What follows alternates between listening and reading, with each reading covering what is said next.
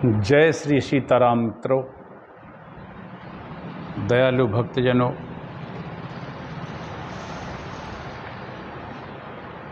मार्कंडेय पुराण की कथा नित्य चल रही है। इसी क्रम में आज भारतवर्ष में कूर्म, भगवान कूर्म की स्थिति का वर्णन है, जो संक्षिप्त में हम कहेंगे। आप सभी अपने अपने YouTube चैनल पर हरि बोल डॉक्टर राजेंद्र मिश्रा की साइट पर जाकर ये सभी कथा सुन सकते हैं। मैं टीकमगढ़ मध्य प्रदेश से बोलता हूँ और मेरा फ़ोन नंबर है 9981870134 99 81 870 और 134। मार्कंडेय पुराण की कथा बड़ी भक्ति भाव से भरी हुई है। आइए सब हम इसमें महर्षि मार्कंडेय द्वारा रचित इस महान पुराण की कथा को सुने और उससे लाभ उठाएं। मित्रों, देश में बड़े बड़े कथावाचक हैं। आपको वहाँ जाना पड़ता समय निकाल के, और भी ना जाने क्या क्या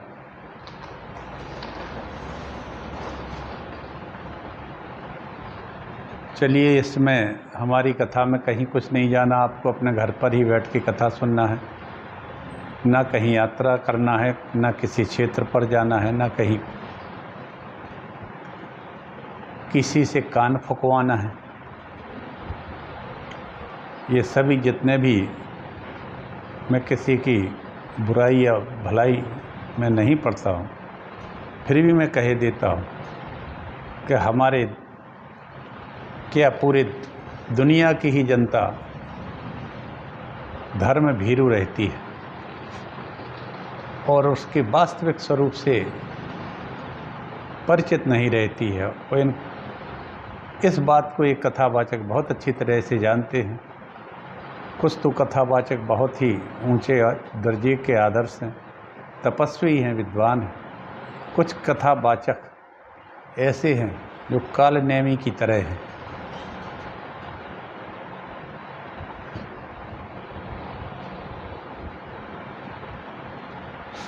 जो स्वरूप से तो लगते हैं कि ये महात्मा हैं, लाखों करोड़ों रुपए जो कमाते हैं, ये स्वयं कभी किसी को दान तो देते ही नहीं हैं और स्वयं बहुत बड़े बड़े कुकर्म करते हैं।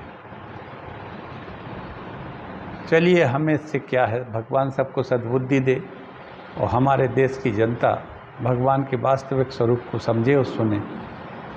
कर्म योग, दुनिया में 3 ही मार्ग हैं। एक तो है कर्म मार्ग, दूसरा है भक्ति मार्ग और तीसरा मित्रों है कर्म ज्ञान मार्ग। ये ध्यान रखना, गीता में भगवान कृष्ण ने केवल कर्म योग को ही कई तरह से कहा है। कर्म से भक्ति, भक्ति से ज्ञान, ये 3 मार्ग ही हैं, चौथा कोई मार्ग है नहीं।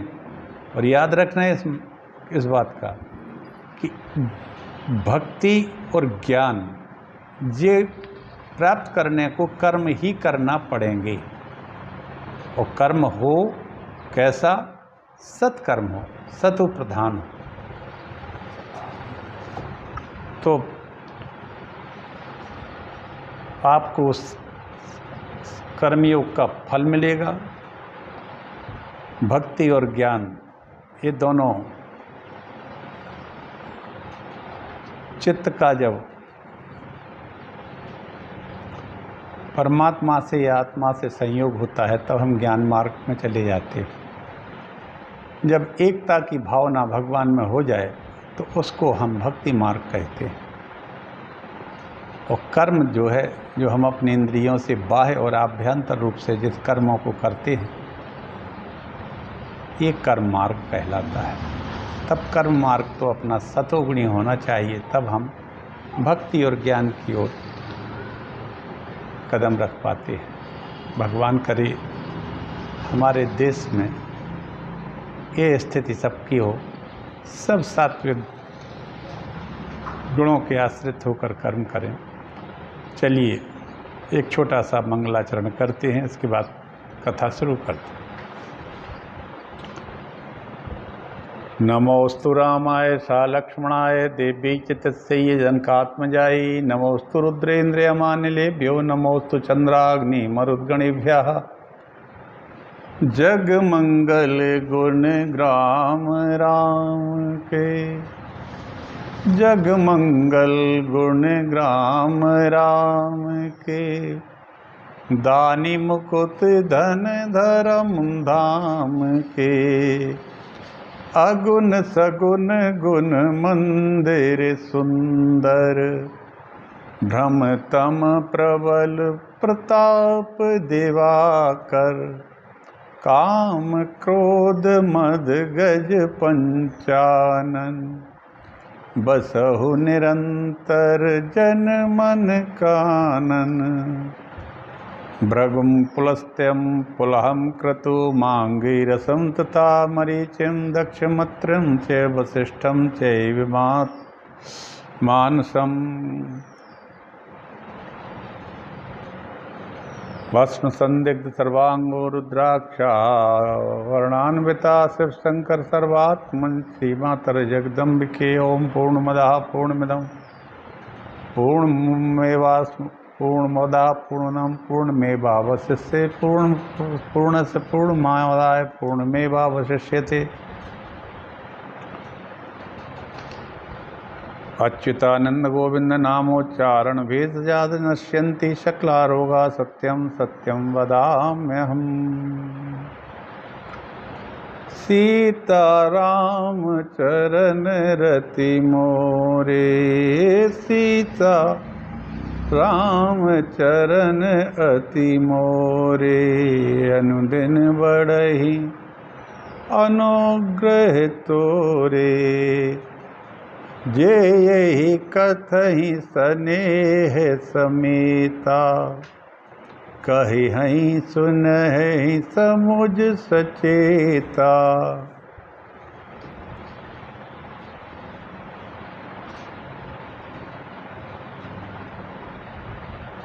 कल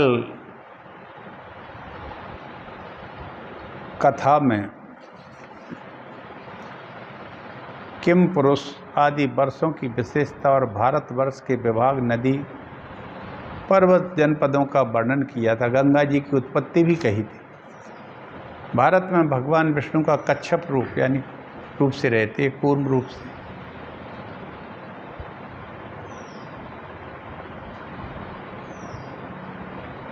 ये भारतवर्ष एक ऐसा स्थान है इस पृथ्वी पर जहाँ देवता भी आना चाहते हैं। यहाँ एक और बात भी है, यह व्यक्ति कर्म बंधन में बंधकर अपने को ख्याति, अपनी कीर्ति फैलाने को उत्सुक रहते हैं।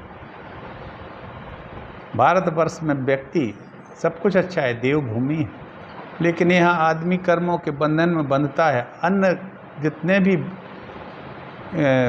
भूमियाँ हैं वो भोग भूमियाँ हैं, कर्म भूमि नहीं है। कर्म भूमि सिर्फ भारतवर्ष है और वो फैलाने को अपनी कीर्ति में उत्सुक रहते हैं और सांसारिक सुख के प्रलोभन में पड़कर नित्य अक्षय सुख की प्राप्ति के लिए कोई भी कर्म नहीं करते। भारतवर्ष में ज़्यादातर क्या, लगभग सभी लोग, कुछ ही लोग होंगे जिनको भगवान की कृपा हो गई होगी, जो सुख के प्रलोभन में ना पड़ के अपने अक्षय सुख को प्राप्त करने के लिए कर्म करते हो। कौष्टुक क्रॉस्टोकी जी कहते हैं, भगवान आपने मुझसे भारतवर्ष का भली भांति वर्णन किया। भारतवर्ष में भगवान कूर्म रूप से निवास करते हैं, सो उनकी स्थिति कहिए। मार्कंडेय जी बोले,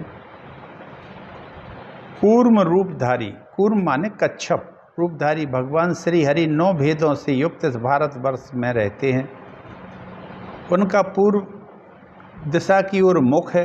उनके चारों ओर 9 भागों में विभक्त होकर संपूर्ण नक्षत्र और देश स्थित है। उन्हें बतलाता हूँ, सुनो। वेदी, मद्र, अरिमांडव्य,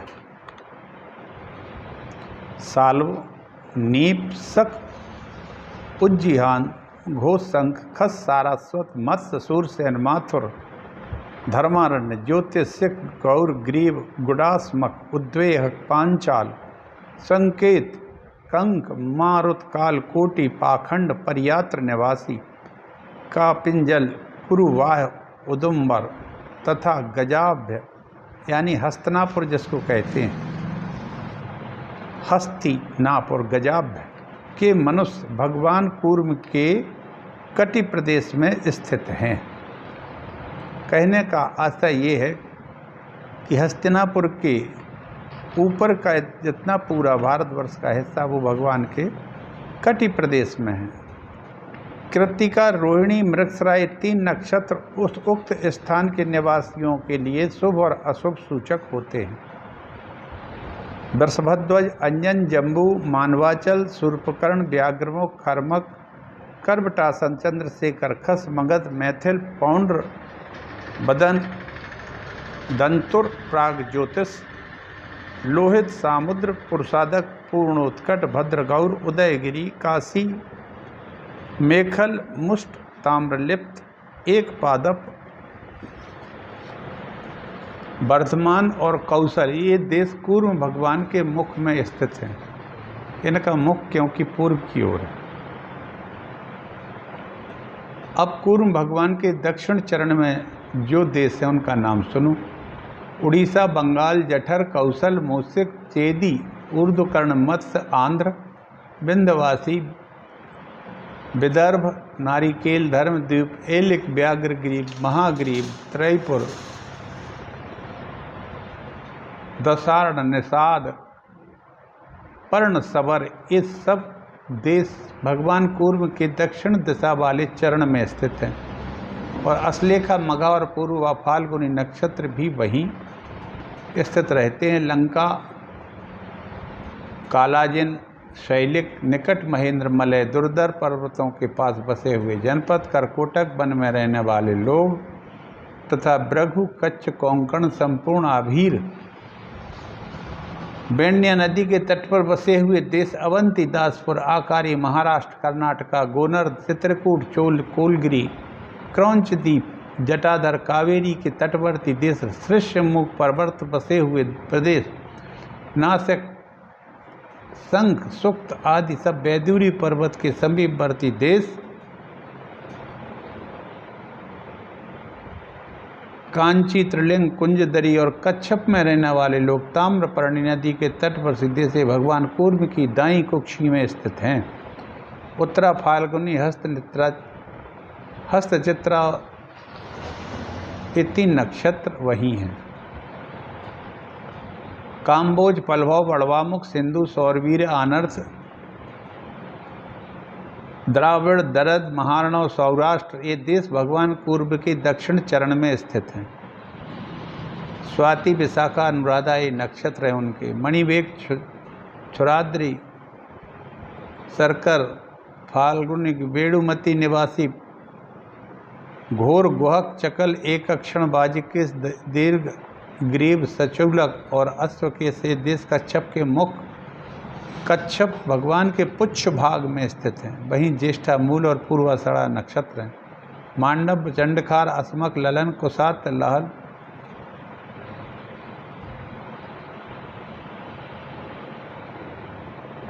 धनिष्ठा की भी वही स्थिति है।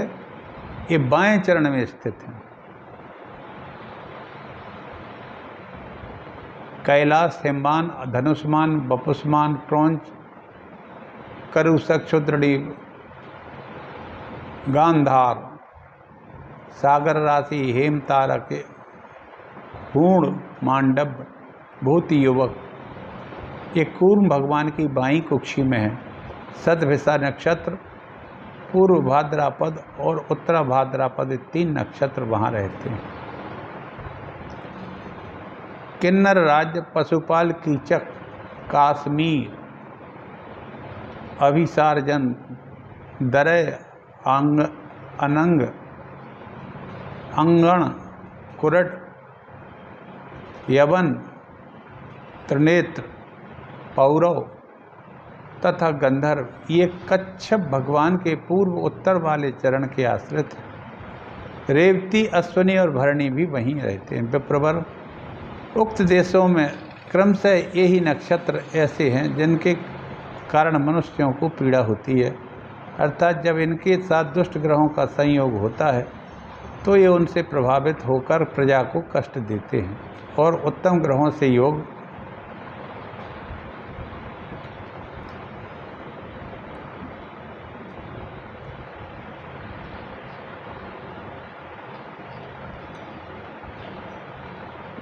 होने पर वहाँ के मनुष्यों को अभ्युदय की प्राप्ति होती है। जब ग्रह उच्च स्थान में होता है तो शुभ फल की प्राप्ति होती है, और नक्षत्रों और ग्रहों से होने वाला शुभाशुभ फल साधारणतः सब देशों में सभी मनुष्यों को प्राप्त होता है। तो शुभ फलों की प्राप्ति होती है।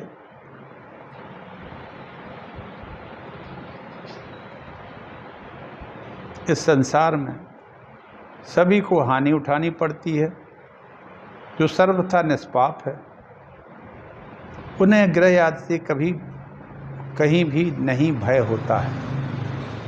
निष्पाप व्यक्ति को न ग्रह न नक्षत्र कहीं कोई इफेक्ट नहीं करते हैं। नक्षत्र और ग्रह से प्राप्त शुभाशुभ फल को मनुष्य कभी तो अकेले भोगता है और कभी कभी साधारणतया संपूर्ण देश, जन समुदाय, राजा और पुत्र के साथ भी भोगता है। जब ग्रह दूषित नहीं होते तो मनुष्य परस्पर अपनी रक्षा करते हैं।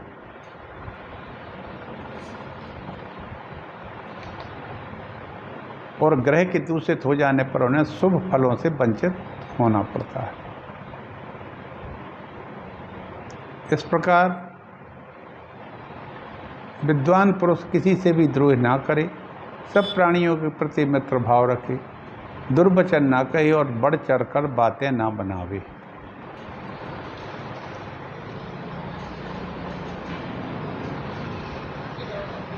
इस प्रकार मैंने भारतवर्ष में स्थित कूर्म के स्वरूप का वर्णन किया। यह अचिंत्य आत्मा नारायण है, उन्हीं में संपूर्ण जगत की स्थिति है, उन्हीं में संपूर्ण देवता और नक्षत्र मंडल है, उन्हीं के भीतर अग्नि, पृथ्वी और सोम है। मेष आदि 3 राशियां भगवान कूर्म के मध्य भाग कटि प्रदेश में है। मिथुन और कर्क मुख में है। पूर्व और दक्षिण चरण में कर्क और सिंह रहती है। सिंह, कन्या और तुला ये 3 राशियां उनकी कुक्षी में हैं। तुला और वृश्चिक दक्षिण पश्चिम वाले चरण हैं।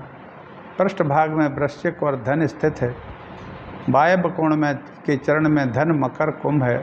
उत्तर कुक्षी में कुंभ और मीन की राशि है तथा ईशान कोण वाले चरण में मीन और मेष राशि रहती है। एवं भगवान का मेष स्वरूप है, राशि स्वरूप है। ब्रह्मांड भगवान कूर्म केसरी विग्रह में संपूर्ण देश स्थित हैं। उन देशों में नक्षत्र हैं, नक्षत्रों में राशियां रहती हैं और राशियों में ग्रहों की स्थिति रहती है। अतः ग्रह नक्षत्रों में पीड़ा होने पर देशों में भी पीड़ा होती है, ऐसा जानना चाहिए। और इसकी शांति के लिए विधिवत स्नान, दान, होम, दान आदि का अनुष्ठान करना चाहिए। मार्कंडेय जी कहते हैं, मुनि इस प्रकार मैंने तुम्हें भारतवर्ष का यथावत वर्णन कर दिया। इस देश में ही सतयुग, त्रेता, द्वापर और कलयुग, इन 4 युगों तथा 4 वर्णों की व्यवस्था है। अब शैल राजदेवकूट के पूर्व जो भद्राश्व वर्ष है उसका वर्णन सुनो। भद्राश्व वर्ष भारतवर्ष जैसा ही एक बड़ा क्षेत्रफल पृथ्वी का है जिसको भद्राश्व वर्ष कहते हैं। भद्राश्व वर्ष का वर्णन मार्कंडेय जी ने कौरष्टुभ जी को किया। उन्होंने कहा कि भारतवर्ष में तो चारों युग होते हैं, सतयुग, द्वापर, त्रेता, कलयुग। इन 4 युगों तथा 4 वर्णों की यही व्यवस्था है। भद्रास वर्ष में श्वेत वर्ण, नील, पर्वत श्रेष्ठ, शैवाल, क्रौंच और पर्ण सालग्र 5 कुल पर्वत हैं। इसके बाद केतुमाल वर्ष आता है। केतुमाल वर्ष के बाद ये सब भोग भूमियाँ हैं, बहुत बड़ा वर्णन है इनका।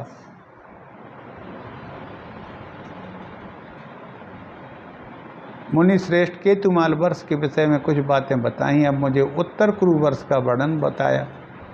वहाँ की उत्तर कुरु वर्ष जो है मणिमयी और वायु सुगंधित, सर्वदा सुख देने वाली रहती है। उस देश में गिरिराज, चंद्रकांत और सूर्यकांत 2 कुल पर्वत हैं।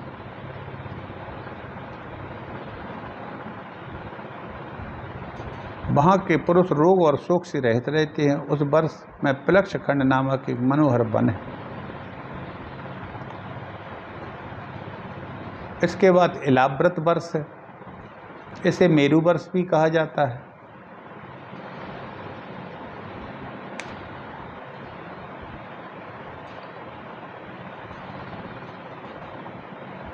इसी के साथ इस सब 3 वर्ष जो 4 वर्ष जो थे, भारतवर्ष, भद्रास वर्ष, उत्तर कुरु वर्ष, केतुमाल वर्ष,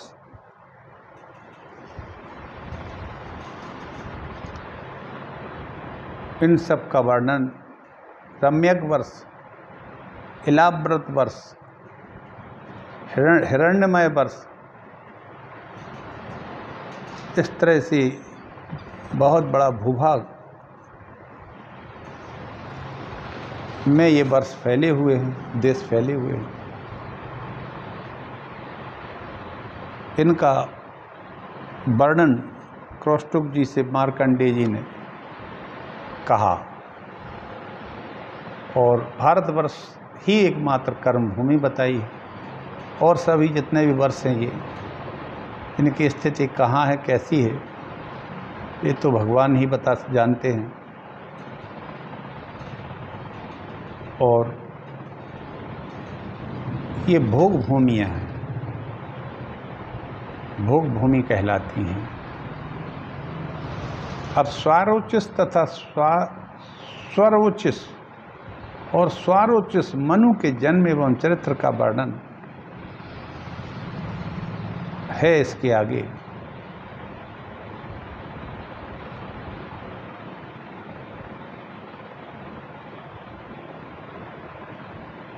कौष्टुभ जी बोले, महामुनि, आपने मेरे प्रश्न के अनुसार पृथ्वी, समुद्र आदि की स्थिति तथा प्रमाण आदि का भली भांति वर्णन कर दिया। अब मैं मनवंतरों, उनके स्वामियों, देवताओं, ऋषियों और मनु के पुत्रों का परिचय सुनना चाहता हूँ। अब मित्रों, इसकी कथा हम कल कहेंगे। आज इतना ही कह के हम वाणी को विराम देते हैं। आप सभी का कल्याण हो, परमात्मा की कृपा हो और परमात्मा के वास्तविक स्वरूप को सारे देश के लोग समझें और भ्रम की स्थिति में ना पड़ें। किसी की जेब में भगवान नहीं रखे रहते हैं जो निकाल के सबको देते रहें या कानों को फूंकते रहें। ये सब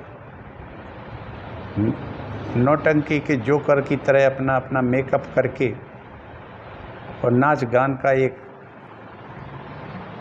जो कार्यक्रम इन कथाओं में चलाते हैं, वो किसी दृष्टि से ठीक नहीं है। भगवान सभी को सद्बुद्धि दे, सभी को सद्बुद्धि दे। जय श्री राम।